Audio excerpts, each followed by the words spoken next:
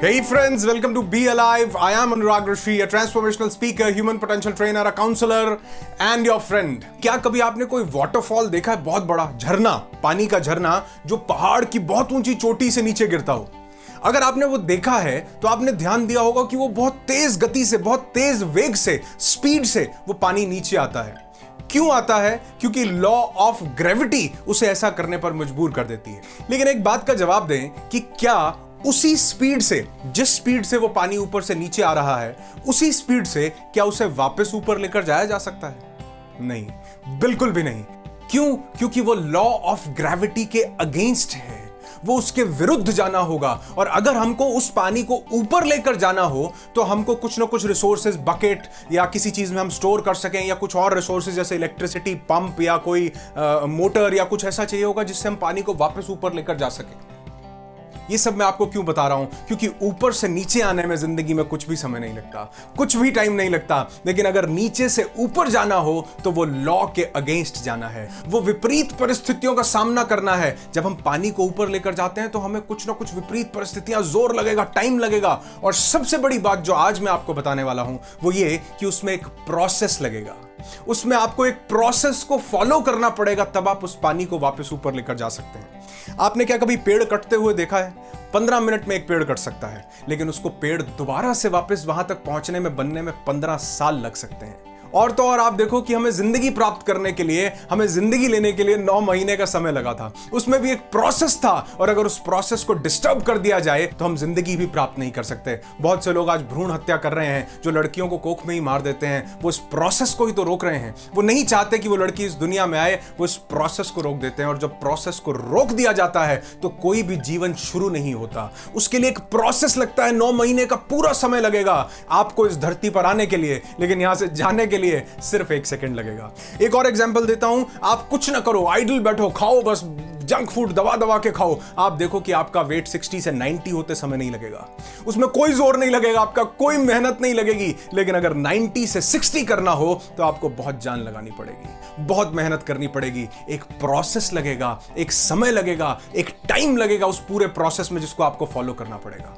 आपको बहुत से लोग ऐसे मिल जाएंगे जो इस प्रोसेस को स्किप करना चाहते हैं, जो ओवरनाइट सक्सेस चाहते हैं, जो शॉर्टकट चाहते हैं। लेकिन एक बात याद रखना कि शॉर्टकट मारने के चक्कर में हम वो कभी सीख नहीं पाते जो जिंदगी में हमको किसी मुकाम तक पहुंचाता है। कि जिंदगी में ऊपर से नीचे आने के लिए कोई जोर नहीं लगता, खाली बैठने से भी नीचे आ जाएंगे। लेकिन नीचे से ऊपर जाने के लिए, किसी भी मुकाम को हासिल करने के लिए, किसी भी डेजिग्नेशन, पद, प्रतिष्ठा, मान, सम्मान, किसी भी चीज को हासिल करने के लिए एक प्रोसेस को फॉलो करना पड़ता है। जोर लगता है, मेहनत लगती है, लेकिन नीचे आने के लिए कुछ भी नहीं लगता। और इस सब चीज का एक प्रोसेस है। एक प्रोसेस को आपको फॉलो करना पड़ेगा। सपोज मैं मुंबई खड़ा हूं और मुझे मुंबई से दिल्ली जाना है, तो मुझे एक प्रोसेस को फॉलो करना पड़ेगा। मुझे दिल्ली की तरफ चलना पड़ेगा। अगर मैं दिल्ली की तरफ पैदल चलूं तो क्या मैं पहुंच जाऊंगा? बिल्कुल पहुंच जाऊंगा। समय हो सकता है थोड़ा ज्यादा लगे, लेकिन अगर दिशा तय है, गोल डिसाइडेड है, तो मैं दिल्ली की तरफ जरूर पहुंच जाऊंगा।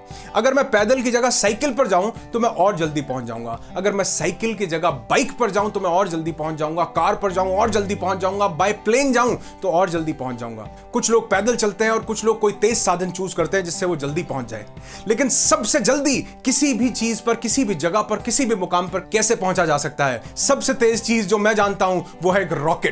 कि रॉकेट पर अगर कोई इंसान बैठे तो वो चांद पर भी बहुत जल्दी पहुंच सकता है, उससे जल्दी कोई चीज नहीं पहुंचा सकती।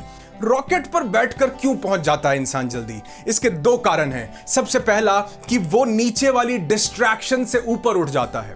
नीचे बहुत भीड़ है, गाड़ी चलाओगे, कहीं ना कहीं लाइट, कहीं ना कहीं रेड लाइट, कहीं ना कहीं ब्रेक, कहीं ना कहीं जैम, कहीं ना कहीं पुलिस वाला रोक के आपसे कागज पूछेगा। बहुत सारी डिस्ट्रैक्शंस है रास्ते में। आपको 2 चीजें सिखाता है ये रॉकेट। सबसे पहला कि आपको जमीन से ऊपर उठा देता है। इसलिए कामयाबी अगर किसी इंसान को चाहिए तो उसको जमीन से ऊपर उठना पड़ेगा। यानी कि इन सभी डिस्ट्रैक्शंस जो हमको मिलती हैं जिंदगी में, इनको छोड़ना पड़ेगा। जो आप देखोगे, जो लोग कामयाब हैं वो सारा दिन फेसबुक पर समय नहीं बिताते, वो सारा दिन एक दूसरे को व्हाट्सएप नहीं करते, वो सारा दिन सोशल मीडिया पर टाइम स्पेंड नहीं कर रहे हैं। वो अपने इंटरेस्ट को, अपने पैशन को, अपने हुनर को आगे बढ़ा रहे हैं। वो अपनी स्किल्स को आगे बढ़ा रहे हैं, खुद के ऊपर काम कर रहे हैं, फेसबुक पर काम नहीं कर रहे हैं। उसी तरह हमको इन डिस्ट्रैक्शन से ऊपर उठना पड़ेगा अगर हमको अपनी मंजिल तक पहुंचना है, बहुत दूर जाना है। तो सबसे पहला डिस्ट्रैक्शंस को अपनी जिंदगी से खत्म करना होगा। और दूसरा, रॉकेट क्यों तेज भाग पाता है? क्योंकि उसके पीछे आग लगी होती है। ये आग ही है, ये फायर है, ये एक स्पार्क है जो किसी इंसान को आम से खास बना देती है। आप देखो, सब चीजें लॉ ऑफ ग्रेविटी को मानती हैं, जिस भी चीज को ऊपर फेंको वापस नीचे आ जाती है। एक फायर है जो लॉ ऑफ ग्रेविटी को नहीं मानती, आप उसे जलाओ वो ऊपर उठती है। आप उसको उल्टा भी कर दोगे तो भी वो ऊपर ही उठेगी, ऊपर की तरफ जाएगी। ये लॉ ऑफ ग्रेविटी को नहीं मानती। उसी तरह अगर ये इंसान के अंदर जल जाए तो ये उसे भी बहुत तेज गति से ऊपर ले जाने की ताकत रखती है। ये आग कैसे लगती है? ये दो तरीके से लगती है। सबसे पहली कि लोग लगा देते हैं। सपोज कोई इंसान आपको बोलता है कि तुम ये काम नहीं कर सकते, तुम ये काम नहीं कर सकते। इसका इंपैक्ट आपके दिमाग पर 17% है। लेकिन अगर यही बात आप खुद से बोलो कि हां मैं ये काम नहीं कर सकता, तो इस बात का इंपैक्ट आपके माइंड पर 83% है। 83%, यानी पूरा चुनाव, पूरा डिसीजन आपके पास है। कोई इंसान, अब दूसरी सिचुएशन में कोई इंसान आपको बोलता है कि तुम्हारे बस का नहीं है, तुम ये काम नहीं कर सकते, लेकिन आप कहते हो कि कैसे नहीं कर सकता, अब इस इंसान को मैं ये काम करके दिखाऊंगा। उसने जो बात बोली उसका इंपैक्ट 17% था, लेकिन आपने खुद को जो बात बोली, जो सेल्फ टॉक आपने की, उसका इंपैक्ट आपके ब्रेन पर 83% है। पहली आग लोग लगा देते हैं, दूसरी आग खुद आप अपने अंदर लगाते हो। जब तक अग्नि नहीं जलेगी, जब तक ये फायर नहीं होगी, तब तक वो जो प्रोसेस जिसको फॉलो करना है उसकी स्पीड तेज नहीं होगी। आप किसी डेस्टिनेशन पर पहुंचना चाहते हैं, पहुंचेंगे जरूर, लेकिन जब तक एक बर्निंग डिजायर नहीं होगी, कोई कारण नहीं होगा, कोई ऐसा पैशन नहीं होगा, कोई ऐसा इंसान नहीं होगा जो कहेगा कि तुम नहीं कर सकते और आप उसका मुंह तोड़ जवाब देने के लिए करके दिखाने की प्रण ले लोगे, उस दिन वो आग जलेगी और उस आग को कोई बुझा नहीं सकता। वो लॉ के अगेंस्ट जलेगी, वो ग्रेविटेशनल फोर्स के अगेंस्ट जलेगी और आपके अंदर वो ऐसी ताकत भरेगी, ऐसी ऊर्जा भरेगी जो इंसान को बहुत ऊपर लेकर जा सकती है। सबसे पहली चीज जो हमने जानी वो ये कि नीचे आने में समय नहीं लगता, लेकिन ऊपर जाने में समय और प्रोसेस दोनों लगते हैं। दूसरी चीज, डिस्ट्रैक्शन हमें आगे नहीं बढ़ने देती। आज हमने बहुत सी डिस्ट्रैक्शंस को अट्रैक्शन बना लिया है, चाहे वो सोशल मीडिया हो। मैं ये नहीं कहता सोशल मीडिया ना करो, खूब करो, लेकिन उसका एक समय हो। जिस समय आपके पास टाइम हो, आप फ्री हो, उस समय आप उस सोशल मीडिया को करो। 24 घंटे नहीं कि जब भी कोई मैसेज आता है आप उसको उठा करके देखें, उसको देखना जरूरी नहीं है। इन डिस्ट्रैक्शंस को अवॉइड करो। और डिस्ट्रैक्शंस कौन है? वो नेगेटिव लोग जो आपको जिंदगी में आगे नहीं बढ़ने देते, उनसे पल्ला झाड़ लो, उनसे पीछा छुड़वा लो। जो लोग जिंदगी में आपको नेगेटिव ही नेगेटिव बोलते हैं, ऐसे लोगों की संगत में नहीं पड़ना। मैंने एक वीडियो बनाया था कि surround yourself with these people. ये वीडियो आप जरूर देखना कि किन लोगों के बीच में आपको रहना है। और तीसरी और सबसे जरूरी चीज कि इंसान तब तक उस प्रोसेस को तेज गति से फॉलो नहीं कर सकता जब तक कि अंदर आग ना लगे। तब तक इंसान की वो गति, वो तीव्रता नहीं आती, वो स्पीड नहीं आती जो रॉकेट की स्पीड से इंसान को उसके लक्ष्य की तरफ लेकर जाए। चाहे आप रॉकेट की स्पीड से जाएं, चाहे आप साइकिल पर जाएं या पैदल जाएं, एक प्रोसेस को फॉलो करके जाना पड़ेगा, तभी आप अपनी मंजिल तक पहुंच सकते हैं। दुष्यंत कुमार जी की वो कविता आज मुझे याद आती है कि हो गई है पीड़ पर्वत सी पिघलनी चाहिए, इस हिमालय से कोई गंगा निकलनी चाहिए। सिर्फ हंगामा खड़ा करना मेरा मकसद नहीं, मेरा मकसद है कि ये सूरत बदलनी चाहिए। मेरे सीने में नहीं तो तेरे सीने में से ही हो कहीं भी आग, लेकिन आग जलनी चाहिए।